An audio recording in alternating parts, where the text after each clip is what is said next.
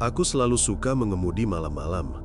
Jalanan sepi, lampu kota tinggal titik jingga di kejauhan, dan hanya suara mesin mobilku yang terdengar stabil di antara gelapnya aspal.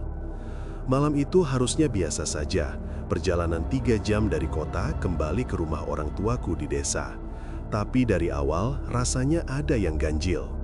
Jam di dashboard menunjukkan 23.47. Hujan gerimis tipis membasahi kaca depan dengan bintik-bintik kecil yang terpotong wiper. Radio kumatikan karena siaran mulai penuh noise. Sinyal hilang, muncul seperti ada sesuatu yang mengganggu. Jalan tol yang biasanya ramai sekarang hampir kosong. Sesekali saja truk besar melintas, lampu belakangnya memerah lalu menghilang ke depan. Di luar pembatas jalan, hanya kegelapan dan pohon-pohon yang berderet seperti bayangan orang berdiri diam. Beberapa menit kemudian, jalan tol berakhir. Aku keluar di gerbang yang biasa, tap kartu, lalu masuk ke jalan provinsi yang lebih kecil. Disinilah biasanya aku akan melewati beberapa desa sebelum belok ke arah kampungku. Namun belokan yang biasa tidak pernah muncul. Seharusnya ada pertigaan dengan warung kopi 24 jam di pojok, tempat sopir-sopir truk berhenti. Aku sudah hafal papan reklamenya yang terang. Tapi malam itu, aku terus melaju tanpa pernah melihatnya. Aku mengernyit, menurunkan kecepatan. Masa aku kelewat, gumamku. Kupikir tak apa, aku hafal garis besar jalannya, lurus sampai jembatan kecil, lalu belok kiri. Sesimpel itu. Tapi jembatan itu pun tidak pernah muncul. Sebagai gantinya, lampu-lampu jalan makin jarang, sampai akhirnya hilang sama sekali. Yang tersisa hanya lampu mobilku sendiri yang menembus gelap. Pohon-pohon di kanan kiri makin rapat, cabangnya melengkung ke atas jalan seperti terowongan hitam. Aspal berubah kasar, penuh tambalan. Garis putih di tengah jalan memudar. Aku yakin ini bukan jalur yang biasa kulalui. Aku mulai merasa tidak sendiri. Bukan karena ada mobil lain, justru karena sama sekali tidak ada siapa-siapa. Tidak ada rumah, tidak ada warung, tidak ada pelang arah, hanya gelap, pohon, dan suara mesin mobil. Ponselku bergetar di konsol tengah, notifikasi pesan dari nomor acak tanpa nama. Aku mengabaikannya, aku tidak mau membaca chat saat menyetir, apalagi di jalan kosong begini. Getaran kedua datang beberapa menit kemudian, kali ini bukan pesan, ada panggilan masuk. Layar ponsel menampilkan nomor panjang tanpa nama. Entah kenapa, aku menggeser tombol hijau, mengangkatnya sambil tetap fokus ke jalan. Halo? Tidak ada jawaban, hanya suara lirih seperti napas yang sangat dekat. Dengar dengan mikrofon, serak, berat, pelan. Bukan napas orang tergesa-gesa, tapi napas seseorang yang sedang mendengarkan, menunggu. Bulu kudukku meremang. Halo? Siapa? Ulangku lebih tajam. Napas itu berhenti sesaat, lalu sebuah suara terdengar. Sangat pelan, hampir tertelan noise, tapi jelas-jelas bukan suara asing. Karena suara itu, suaraku sendiri. Terus aja lurus, suara di telepon berbisik, jangan berhenti, sebentar lagi sampai. Tanganku mencengkeram setir lebih kuat, otakku menolak menerima apa yang baru saja ku dengar. Intonasi, cara menarik napas di tengah kalimat, semuanya sama persis denganku. Mobil sempat oleng ke kiri, aku buru-buru meluruskan arah. Siapa ini? Tanyaku, meski aku tahu jawabannya tidak akan menyenangkan. Suara di telepon tertawa kecil, tawa pendek, hambar, yang kadang aku keluarkan sendiri ketika tidak benar-benar lucu. Udah dekat katanya. Jalan ini memang gak ada di peta. Tapi kamu kan dipanggil malam ini, makanya kamu nyasar ke sini. Tengkukku terasa dingin. Aku melirik kaca spion tengah. Hanya kegelapan di belakang. Tidak ada mobil lain, tidak ada lampu. Namun perasaan kuat muncul, seolah ada sesuatu yang duduk di kursi belakang, tepat di belakangku. Aku menelan ludah. Dipanggil siapa? Hening cukup lama, bukan hening kosong. Ada sesuatu di baliknya, seperti seseorang yang sedang menahan tawa. Akhirnya, ia menjawab, dipanggil aku. Sambungan terputus sendiri, layar ponsel kembali gelap, memantulkan bayangan wajahku yang tampak lebih pucat. Di saat yang sama, dari kejauhan terlihat lampu-lampu samar, bukan lampu kota, bukan lampu kendaraan. Terlihat seperti deretan lampu kuning kecil yang menggantung rendah, berjajar di sisi jalan. Seolah-olah ada yang sudah menungguku di ujung jalan yang tak ada di peta ini. Lampu-lampu kuning yang kulihat dari jauh makin jelas bentuknya. Ternyata itu bukan lampu jalan, tapi semacam lentera kecil yang digantung acak di ranting pohon. Tingginya cuma sebahu orang dewasa, bergoyang pelan kena angin. Kayak ada yang baru aja lewat dan nyenggol. Mobilku merayap pelan. Aku ngerasa suara mesin terdengar lebih berat dari biasanya, kayak dipaksa jalan di tempat yang gak seharusnya dilewatin manusia. Jalanan yang tadinya aspal, kini berubah jadi batu halus, warna hitam pekat. Permukaannya halus, tapi dingin. Lampu mobil ngerefleksikan kilau kayak kaca basah. Apa ini? Gumamku kecil, tapi suaraku sendiri terdengar aneh. Ada gema tipis, padahal aku sendirian di dalam mobil tertutup rapat. Tiba-tiba, klik, radio nyala sendiri. Frekuensi random, cuma suara statik. Aku buru-buru matiin, tapi tombol power kayak nge-lag. Radio tetap menyala dengan volume pelan, seperti seseorang bisik-bisik ngebacain sesuatu dari jauh sekali. Nggak jelas bahasanya, nadanya datar, tapi ritmenya kayak orang melafalkan nama. Aku makin gak nyaman. Tanganku meraih ponsel buat lihat maps, tapi sinyalnya hilang total, bahkan ikon sinyal pun gak ada. Layarnya gelap sebentar, lalu menyala sendiri menampilkan panggilan tak terjawab. Namanya cuma, aku, 2. Jantungku langsung jatuh ke perut. Kenapa di kontakku ada nama itu? Sejak kapan? Dan kenapa ada angka 2? Sebelum aku sempat mikir lagi, sesuatu muncul di kaca spion. Hanya sekelebat, tapi aku jelas melihatnya. Bayangan hitam dengan kepala sedikit miring berdiri di tengah jalan beberapa meter di belakang mobilku. Gak kelihatan wajahnya, tapi aku merasa pandangannya nancep ke tengkukku. Aku spontan noleh ke belakang, kosong, gak ada apa-apa. Lentera-lentera itu cuma goyang lebih cepat, kayak diterpa angin yang gak kerasa di kulitku. Aku harus putar balik, kataku dengan suara gemetar. Tapi begitu remku ginikan dan mobil nyaris berhenti, radio berhenti statisnya. Diganti suara lain, lebih jelas, lebih dekat, lebih familiar. Suaraku. Versi yang lebih berat, lebih serak, kayak aku kalau lagi ngomong dari dalam sumur. Jangan berhenti, katanya. Aku membeku. Nafasku tahan, radio berbunyi lagi, nada suaranya makin pelan, makin nyeret, kayak sedang tersenyum saat berbicara. Aku ada di belakangmu. Aku langsung nginjak gas, mobil melaju kencang, ngelewatin lentera-lentera yang tiba-tiba padam satu persatu begitu aku lewat. Jalan yang tadi sempit, kini melebar, tapi bentuknya aneh. Aspalnya nggak hitam lagi, lebih ke abu kusam dengan garis putih yang nggak lurus, melainkan kayak ditarik tangan gemetar. Dan jalan itu berbelok pelan ke kanan, lalu melingkar. Akal sehatku langsung sadar, ini bukan jalan normal, ini jalan yang muter terus, jalan yang mau ngunci aku di sini. Nafas makin cepat, aku ngelirik spion lagi, dan kali ini aku lihat jelas ada 2 bayangan mengikuti di belakang mobil. Bergerak bukan kayak manusia, tapi kayak siluet yang diseret angin kecepatan tinggi. Tubuhnya memanjang, kepalanya selalu menghadap ke arahku. Radio kembali menyala, suaraku lagi, lebih dekat, lebih jelas. Kamu udah masuk, gak usah ngelawan. Di ujung jalan, aku lagi nunggu. Aku mencengkram setir erat-erat, tanganku dingin, keringat dingin netes dari pelipis. Jalan itu terus memanjang, dan aku sadar satu hal, semakin aku ngebut, bayangan-bayangan itu semakin dekat. Sampai akhirnya, sesuatu ngetuk kaca belakang mobilku. Pelan, sekali, tapi aku ngerasain getarannya sampai ke tulang. Tok. Aku nggak berani noleh. Tok, lalu suara dari radio berbisik tepat di telingaku. Buka kaca belakangnya aku. Aku pengen lihat kamu. Aku nggak gerak, nggak nyentuh apapun. Bahkan napas pun kutahan sampai dadaku sakit.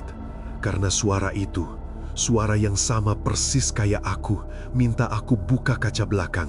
Seolah-olah dia udah ada di sana, tepat di luar, nempel di mobilku. Radio kembali berdesis sebentar, lalu mati. Kabin jadi sunyi banget, kecuali tok. Ketukan ketiga, lebih keras. Dan kali ini ada gesekan kecil, kayak kuku ngerayap di kaca. Aku benar-benar nggak berani noleh. Tapi lewat pantulan samar di kaca spion pojok, aku lihat sedikit. Sesuatu kayak jari panjang, pucat, nempel di kaca belakang. Bukan jari manusia, terlalu panjang, terlalu bengkok, kayak tulang tanpa daging. Aku langsung injak gas lagi, mobil melesat, suara mesin meraung. Jalanan yang tadinya gelap, sekarang penuh kabut tipis yang muncul tiba-tiba. Kabut putih pekat, kayak kumpulan napas dingin dari sesuatu yang gede.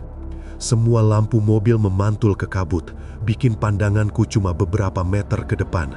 Aku nyaris nggak bisa lihat apapun, tapi aku tahu, aku nggak boleh berhenti. Tiba-tiba dari tengah kabut, muncul sesuatu di jalan. Mobil sama persis kayak mobilku, warna sama, plat nomor sama, bahkan ada stiker kecil di belakang, stiker yang kupasang setahun lalu. Mobil itu menghadap ke arahku, lampu depannya mati, seolah-olah nunggu aku nabrak. Astaga, aku ngegas ke kanan, hampir keluar jalan, ban sempat slip. Mobil misterius itu melewatiku dalam jarak setengah meter. Tapi sebelum menghilang di kabut, aku ngelihat sesuatu di balik kaca depannya. Seseorang duduk di kursi pengemudi, tapi wajah itu milikku. Cuma beda satu hal, mataku, versi dia, hitam seluruhnya. Aku hampir muntah liatnya. Mobil itu lewat dan suara berat menggema dari kabut. Kali ini tanpa radio. Suara itu langsung dari luar mobil, tapi kedengarannya dekat banget, seakan-akan ikut melaju di sampingku. Kamu nggak bisa kabur dari dirimu sendiri. Aku bergetar, tenggorokan kering, tangan gemetar di setir. Lalu ponselku di konsol bergetar keras. Skrinnya nyala, video call dari aku, 2, ikonnya lampu depan mobilku sendiri. Aku refleks megang ponsel, tapi tangan langsung goyang. Aku nggak mau angkat, tapi layar video itu auto preview memperlihatkan kamera lawan. Dan yang kulihat bikin jantungku berhenti sepersekian detik. Wajahku, tapi terlalu dekat ke kamera, kayak nempel. Matanya hitam, napasnya kasar, dan dia senyum. Senyum lebar banget, sampai pipinya sobek, sampai kupikir itu bukan kulit, tapi bayangan yang ngebelah bentuk wajahnya. Dia buka mulut pelan-pelan. Ada suara seret panjang, kayak batu diseret ke tanah.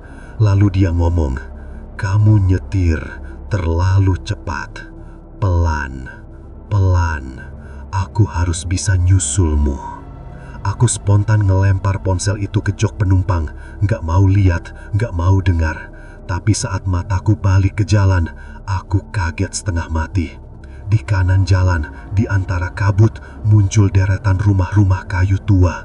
Kosong, gelap, pintu-pintunya setengah terbuka, terayun pelan. Dan di setiap pintu, ada siluet berdiri. Kurus, tinggi, kepala miring. Semua menghadap ke jalan, semua tatapannya ke arahku. Kayak penduduk dari tempat yang gak pernah ada di dunia. Saat mobilku lewat, setiap siluet itu melangkah serempak, satu langkah keluar rumah, mendekat ke pinggir jalan, tanpa suara, tanpa ekspresi. Sampai akhirnya yang paling dekat tiba-tiba ngejerit panjang. Jeritan itu bukan suara manusia, lebih kayak suara hewan yang dipaksa meniru manusia. Mobilku goyang saking aku panik, dan dari belakang sesuatu nabrak bagasi mobilku. Keras, sampai mobil sempat terangkat sedikit. Aku langsung hampir teriak, tapi suara pelan muncul tepat di telingaku, padahal nggak ada siapa-siapa di kabin. Bisikan itu lembut banget, jelas, dan lagi-lagi itu suaraku sendiri. "Kamu udah dekat aku, jangan takut, aku cuma mau pulang bersamamu." Suara itu masih terngiang di telingaku. Suaraku sendiri, tapi lebih dalam, lebih rusak, kayak keluar dari tenggorokan yang penuh pasir. Dan perkataannya, "Aku cuma mau pulang bersamamu." Aku nyaris kehilangan kendali. Mobilku goyang kanan kiri. Ban belakang terasa kayak ditarik sesuatu. Kayak ada tangan besar yang nyangkut di bawah bagasi dan nyeret mobilku ke belakang. "Ayo dong, ayo," aku desis sambil ngerem. Nggak, ngegas. Aku sendiri lupa mana yang kutekan. Kabut makin tebal. Rumah-rumah kayu itu hilang di belakang. Pohon-pohon tinggi menggantikan, tapi bentuknya aneh banget. Batangnya melengkung, seperti lengan panjang menjulur ke jalan. Rantingnya kayak jari kurus yang ngusap udara saat aku lewat. Jalanan mulai menurun pelan, dan muncul jembatan kecil di depan. Tapi bentuknya kayak bekas jembatan.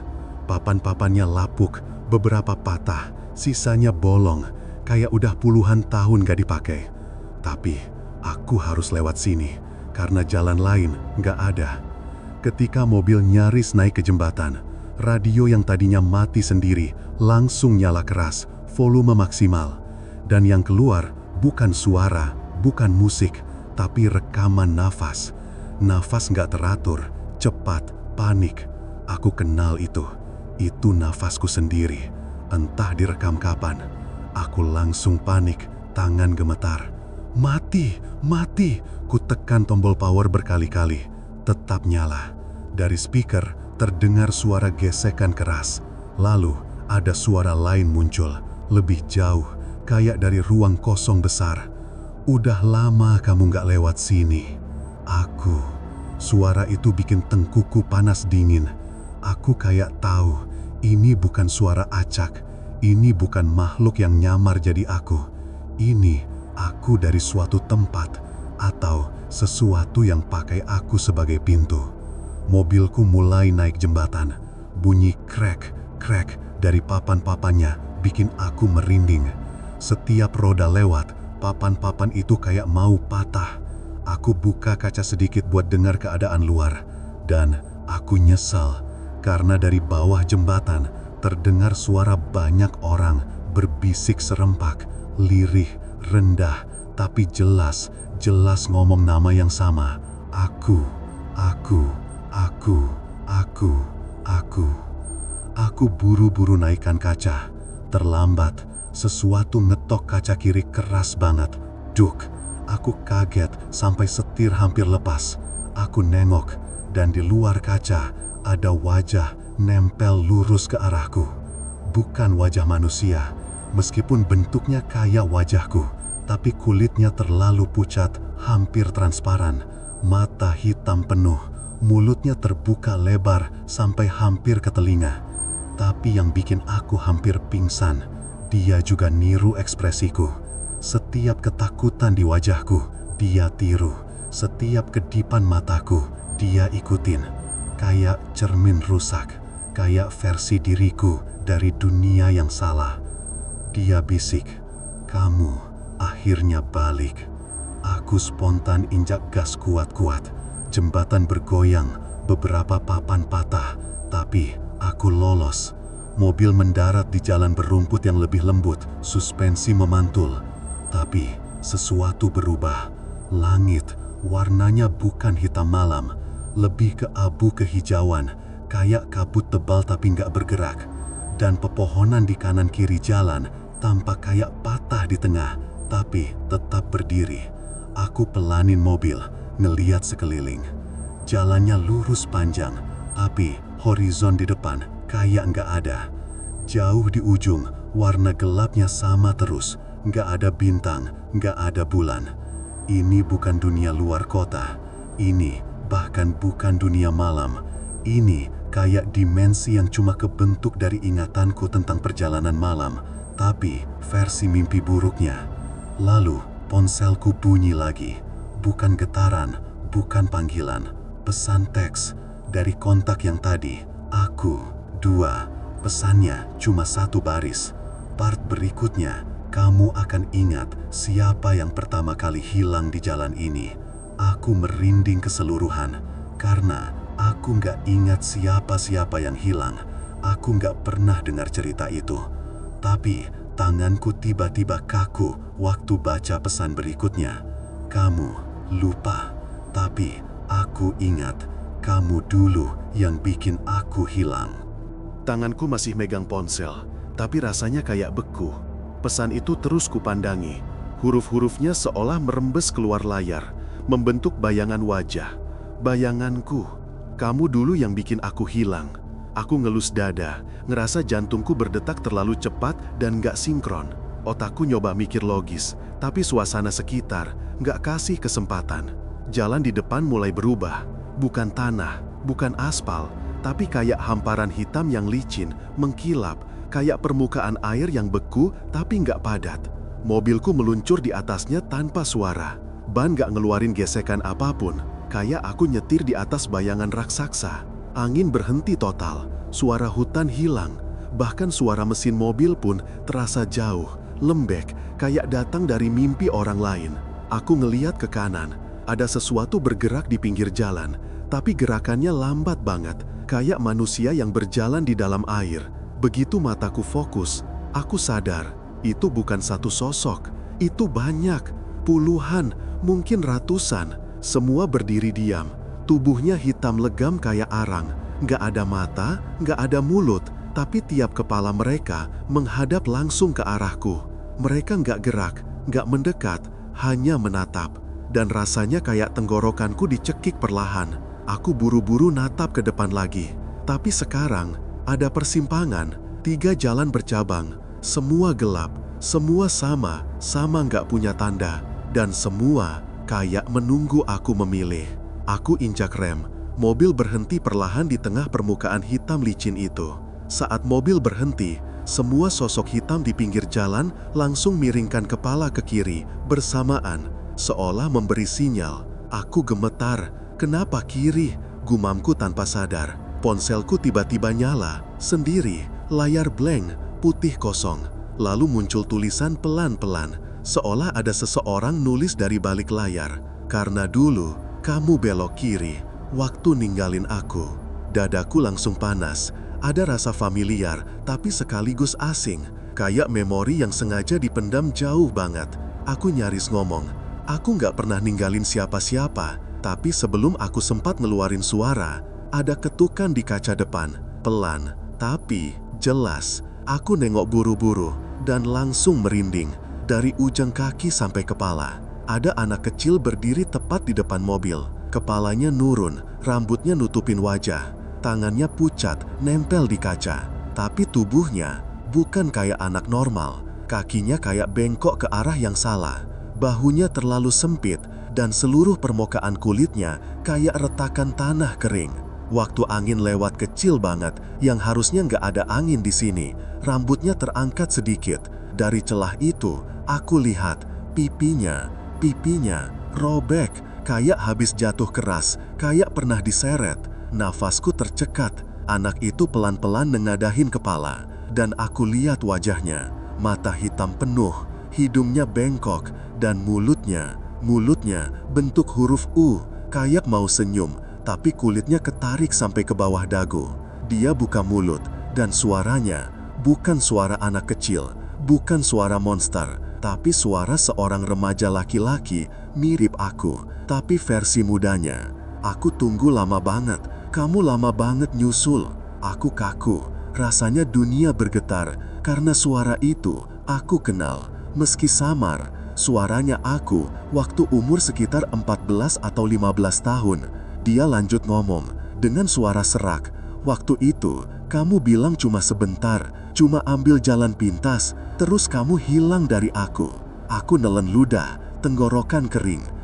Aku nggak ingat. Suaraku bergetar. Mulut anak itu terbuka makin lebar, seolah kulitnya mau sobek seluruhnya. Dan dia berbisik, itu karena kamu yang dibalikin ke dunia. Aku ditinggal di jalan ini. Aku mundur ke jok, tangan gemetaran. Wajah anak itu makin dekat ke kaca. Suara nafasnya kasar, berembun di kaca mobilku. Kamu udah gede sekarang, katanya. Sekarang gantian kamu yang harus tinggal di sini sama aku. Di saat yang sama, dari kedua sisi jalan, sosok-sosok hitam mulai bergerak, perlahan, serempak, mendekat ke mobil, melingkari, menutup kemungkinan kabur, dan anak itu menempelkan dahinya ke kaca, sambil berbisik, "Aku mau ajak kamu pulang ke tempat kamu hilang dulu." Anak itu masih nempel di kaca depan mobil, dahinya bikin embun putih yang bentuknya aneh, kayak lingkaran yang ditarik keluar, memanjang, seolah kepalanya tekan kacaku dari dunia lain. Di luar, sosok-sosok hitam itu makin dekat, pelan, rapi, kayak ritual yang udah sering mereka lakukan. Aku narik napas panjang. Jangan dekati aku." Suaraku pecah sendiri. Anak itu ngangkat kepalanya sedikit. Ada senyum kecil yang gak manusiawi, lebih kayak refleks otot yang ditarik paksa. "Kenapa takut aku?" katanya. "Kamu yang ninggalin aku dulu." Kata-kata itu, entah kenapa, terasa kayak pukulan keras ke dadaku. Ada sesuatu di dalam otakku yang bergetar, kayak memori lama yang dikubur dan mulai retak. Gambaran samar muncul. Hujan deras, 2 anak remaja lari di jalan sempit, aku di depan. Seseorang di belakangku teriak minta tunggu, lalu sorot lampu mobil, suara klakson, dan gelap total. Aku langsung pegang kepala. "Enggak, itu cuma halusinasi. Bukan aku. Tiba-tiba, seluruh jalanan bergetar. Permukaan hitam licin yang tadi kayak bayangan berubah jadi retakan panjang, seolah sesuatu di bawahnya mau keluar. Sosok-sosok hitam di pinggir jalan berhenti bergerak, lalu serempak, merebahkan kepala ke tanah, kayak memberi hormat. Anak itu perlahan mundur dari kaca, dan dari balik tubuh kecilnya muncul bayangan lain, lebih besar, lebih tinggi, tipis, kurus, tapi bentuknya ngikutin gerakku. Persis setiap gerakan kecil yang kulakukan, bayangan itu menirunya, kayak cermin hidup yang rusak. Sosok itu maju perlahan, sampai akhirnya berdiri tepat di sebelah anak itu. Keduanya menatapku, dan aku ngerasa lemas, karena aku baru sadar, itu diriku. Versi lebih tua sedikit dari anak tadi, mungkin 16 atau 17 tahun, matanya hitam semua, tapi struktur wajahnya, itu wajahku. "Waktu kamu pulang," katanya, suaranya lembut tapi retak-retak, "aku diseret masuk ke jalan ini, karena kamu ngebelokin aku ke kiri." Aku mundur di kursi, gemetar. Semua ingatan kecil mulai datang sepotong-sepotong, kayak bingkai film yang dicabik-cabik. Aku nggak tahu jalannya ke sini," kataku pelan. Sosok remaja itu mencondongkan kepala, senyum tipis merobek pipinya sedikit. "Kamu tahu," katanya, "kamu nyiptain pintu ini waktu kamu takut, waktu kamu lari, waktu kamu ninggalin aku." Permukaan jalan retak lebih lebar. Dari sela-selanya muncul asap putih tebal, dan dari asap itu aku lihat bayangan-bayangan lain. Bayangan anak-anak, remaja, laki-laki, perempuan, semuanya berdiri diam, kepalanya menunduk, kayak mereka semua hasil dari seseorang yang hilang di jalan ini. Atau mereka semua adalah versi lain dari aku. Anak yang pertama ngetuk kaca sekali lagi. "Ayo turun aku," katanya. "Tinggal sedikit lagi kamu ingat semuanya." Aku tegang, tapi kalau aku keluar dari mobil, aku nggak bakal bisa balik kan? Mereka bertiga, anak kecil, remaja, dan bayangan tinggi di belakang, menoleh bersamaan, kepala sama-sama miring. Mereka senyum. "Emang kenapa kalau nggak balik? Sini, kita udah nunggu lama. Kamu harus pulang." Sosok-sosok hitam di pinggir jalan, ratusan jumlahnya, tiba-tiba berteriak bersamaan. Suara mereka bukan suara manusia, lebih kayak suara udara disedot paksa, menciptakan dengungan tinggi yang bisa bikin gendang telingaku pecah. Mobilku bergetar keras, jendela hampir retak, dan dari bawah mobil, kedengaran suara tangan-tangan ngerayap, nyeret sesuatu di bawah rangka. Anak kecil itu ngetuk kaca sekali lagi, pelan, santai. "Turun ya aku, biar kita bisa jadi satu lagi." Kepalaku dipenuhi suara-suara itu.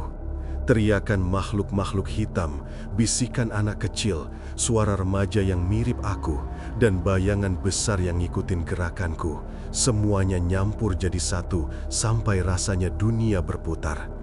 Kaca mobil mulai retak halus di sudutnya. Krek, krek, kayak ada tekanan dari luar atau dari dalam. Aku udah gak yakin. Aku tarik napas cepat, pegang setir kuat-kuat. Aku gak mau keluar, aku gak mau. Anak kecil itu senyum makin lebar, rahangnya bunyi krek-krek kayak tulang kejepit. Tapi kamu udah pernah keluar aku. Dia nunjuk ke jalan di belakangku dengan jari patahnya. Dulu, waktu kamu jatuh, waktu kamu ninggalin aku. Aku memejamkan mata keras-keras, tapi yang muncul justru kilasan memori yang lebih jelas. Aku kecil, hujan, gelap, jalan tanah, aku keleset, jatuh. Ada seseorang, anak lain, jatuh di belakangku. Wajahnya kabur dalam ingatan. Dia manggil namaku. Aku bangun, aku lari, meninggalkan dia di jalan gelap itu. Enggak, itu enggak benar. Aku bisik, tapi suaraku sendiri enggak yakin. Sekarang remaja versi diriku maju. Yang jatuh itu aku. Yang ditinggal itu aku, tapi yang pulang waktu itu juga kamu. Tubuhku terasa dingin, aku gak ngerti, suaraku pecah. Bayangan tinggi yang nyamain gerakku mulai mendekat lebih dekat ke kaca samping. Siluetnya panjang, tipis, tapi bahunya goyang naik turun kayak dia lagi bernapas tepat sejengkal dari telingaku. Dan dia berbisik dari luar kaca belakang. Kamu harus ngerti, biar kita bisa balik jadi satu. Tiba-tiba, seluruh jalanan meledak dengan cahaya putih. Bukan terang, tapi semacam kilatan negatif, kayak flash kamera rusak. Kabut terbelah, dan di depan muncul sesuatu yang bikin jantungku hampir berhenti. Sebuah pintu, cuma satu, berdiri di tengah jalan. Gak ada tembok, gak ada dinding, gak ada bangunan. Pintu tua dari kayu gelap, gagang besinya karat, dan di bagian tengahnya ada bekas goresan panjang, mirip bekas kuku. Pintu itu terbuka sedikit, menganga. Di baliknya, bukan kamar, bukan ruangan, ada jalan lain, persis jalan tanah dari memoriku. Gelap, hujan, sorotan lampu mobil butut dari kejauhan. Aku bisa dengar suara anak kecil menangis, suaranya pecah, basah dan takut. Anak yang tadi berdiri di kaca mobil tiba-tiba berubah ekspresi, wajahnya melembut. Dari balik kabut itu, dia nengok ke pintu seolah ngeliat masa lalu yang udah lama hilang. Itu tempat aku jatuh, katanya pelan. Remaja versi diriku maju sambil ngeletakin tangannya yang kurus panjang ke pintu, padahal jaraknya masih jauh, kayak ruang di antara mereka nggak berlaku. Itu tempat kamu ninggalin kami. Aku gemetar keras, pandangan kabur, jantung sakit banget sampai rasanya bakal copot. Tapi bagian paling ngancurin adalah waktu aku ngeliat lebih jelas ke dalam pintu itu. Di jalan tanah yang basah itu, ada dua sosok kecil. Satu anak berdiri, satu lagi tergeletak. Yang berdiri itu aku kecil, yang tergeletak itu anak lain, dan wajah anak itu, wajahnya persis anak yang sekarang ada di depanku. Aku, bisikku, nyaris gak keluar suara. Kamu, beneran aku teman kecilku. Dia ngangguk pelan. Tapi, kamu ninggalin aku waktu mobil itu datang. Terus, jalan ini, tanyaku dengan suara patah. Jalan ini kebentuk dari rasa takutmu, rasa bersalahmu, dan apapun yang narik aku waktu itu. Bayangan besar di belakang mereka mulai merangkak mendekat ke pintu. Tubuhnya panjang kayak bayangan tanpa lampu, langkahnya nggak punya suara. Aku udah lupa, aku bisik. Anak kecil itu senyum kecil tapi sedih. Semuanya pengen kamu ingat aku. Retakan kaca mobil makin besar, sosok-sosok hitam makin dekat, kayak mau cium mobilku. Lalu remaja versi diriku ngomong pelan tapi jelas banget, setiap katanya nancap. Kamu harus buka pintunya, masuk. Atau jalan ini bakal nutup kamu sampai semua versi kamu jadi milik kami. Mobilku goyang keras, dan dari bawah mobil sesuatu ngebentur lantai kabin, duk sekali lagi, lebih keras dari sebelumnya. Anak kecil itu nunjuk pintu. Kalau kamu mau balik, kamu harus hadapi yang dulu kamu tinggalkan. Aku nyesak, keringat dingin ngalir, tapi aku sadar kalau aku nggak buka pintu itu sekarang, aku bakal jadi bagian dari jalan ini, sama kayak mereka. Aku buka pintu mobil, suara engsel berderit panjang, dan seluruh makhluk hitam langsung menghentikan geraknya, menunduk. Anak kecil itu mengulurkan tangan pucatnya. Ayo, kita pulang ke tempat semuanya berawal. Begitu kakiku keluar dari mobil, jalan hitam licin itu langsung berubah teksturnya, kayak lumpur yang dinginnya sampai nembus tulang. Setiap langkah terasa berat, kayak ada tangan-tangan kecil yang narik pergelangan kakiku dari bawah. Tapi aku tepat maju. Anak kecil itu ada tepat di depanku, jalan pelan sambil sesekali nengok, pastiin aku masih ngikut. Remaja versi diriku berjalan di sisi kanan, langkahnya mirip langkahku sendiri. Sementara bayangan tinggi di belakang tetap menjiplak gerakku, tapi terasa lebih hidup. Seolah-olah dia yang paling menunggu aku masuk ke pintu itu. Pintu tua di tengah jalan semakin dekat. Helaan napasku makin berat. Jalanan di baliknya hujan deras, tanah basah, dan suara tangisan samar makin jelas, seperti memori yang diputar ulang dengan paksa. Anak kecil itu berhenti tepat di depan pintu dan menatapku. Wajahnya retak, tapi matanya penuh sesuatu yang aneh. Bukan marah, bukan dendam, tapi rindu. Aku nggak pernah berhenti nunggu kamu. Aku hampir nggak bisa nafas. Waktu itu, aku takut, bisikku. Aku cuma lari. Aku nggak tahu mobil itu bakal... Remaja versi diriku nyentuh pundakku. Sentuhannya dingin banget, tapi anehnya terasa familiar. Kami tahu kamu takut, tapi rasa takutmu yang ngebuka jalan ini. Dia nunjuk ke pintu, dan sekarang cuma kamu yang bisa nutup. Dari dalam pintu, suara klakson keras tiba-tiba menggema, suara yang sama persis dari memori lama itu. Aku langsung kaku.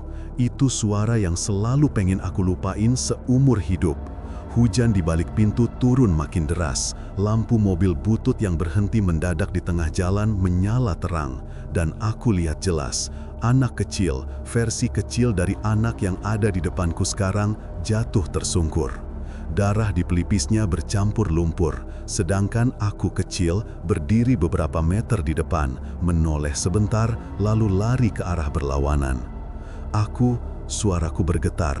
Aku kabur dari kamu. Anak kecil itu berjalan mendekat, tangan kurusnya menggapai pelan, menyentuh ujung jariku. Gak apa-apa, sekarang kamu udah balik. Sosok-sosok hitam di belakang kami bergerak mundur, kayak menyingkir untuk memberi ruang. Bayangan tinggi di belakangku berhenti persis di belakang punggungku. Aku bisa ngerasain nafas dinginnya menyapu tengkukku. Remaja versi diriku ngomong pelan, "Kamu cuma perlu satu hal buat nutup jalan ini. Ambil dia." Aku menelan ludah. Terus, aku harus bawa dia kemana? Anak kecil itu senyum tipis, tutup pintunya dari dalam. Seluruh tubuhku merinding, karena itu berarti, aku harus masuk, tanyaku dengan suara nyaris putus. Ya, jawab mereka bersamaan, tapi cuma kamu yang bisa. Langit yang tadi kosong langsung bergemuruh keras, sosok-sosok hitam berlutut lagi, tanah bergetar hebat, pintu semakin terbuka lebar, hujan dari dalam pintu sampai muncrat ke jalan tempat aku berdiri. Dan aku sadar, kalau aku masuk, mungkin aku nggak bakal keluar lagi. Tapi kalau aku nggak masuk, jalannya akan terus buka, dan semua versi aku yang hilang bakal terus manggil orang-orang lain, termasuk aku, di masa depan. Aku pegang tangan anak kecil itu. Dia dingin, tapi genggamannya kuat. Kalau aku nutup pintunya, kataku lirih, kamu bakal bebas. Dia ngangguk. Aku menatap remaja versi diriku. Dan kamu, kami semua bakal hilang. Wajahnya melembut, kayak kami seharusnya. Aku menarik napas panjang. Baiklah, aku melangkah ke pintu. Hujan langsung nyiram seluruh tubuhku. Tanah yang dulu kulupakan kini terasa nyata. Bau lumpurnya, dinginnya angin malam, suara gemetar anak kecil yang dulu kutinggalkan. Anak kecil itu masuk duluan, aku ngikut. Begitu kedua kakiku menginjak tanah di balik pintu, hujan berhenti. Suara mobil hilang, semua memori beku. Aku menoleh ke belakang dan melihat pintu itu perlahan menutup dengan sendirinya. Remaja versi diriku tersenyum untuk terakhir kali. Terima kasih aku. Sekarang kamu udah lunasin semuanya. Bayangan tinggi itu membungkuk dalam, kayak salam perpisahan. Sosok-sosok hitam memudar. Dup, pintu menutup total. Gelap, sunyi. Tidak ada jalan misterius, tidak ada kabut, tidak ada siapapun. Aku berdiri di tengah jalan desa, basah kuyup. Lampu mobil random lewat menerangi wajahku. Sopirnya buka kaca dan bilang, "Mas, kenapa basah-basahan sendirian di tengah jalan jam segini?" Aku menatapnya lama, nafas kasar, jantung deg-degan. Tapi aku, bisikku pada diri sendiri, udah nutup pintunya.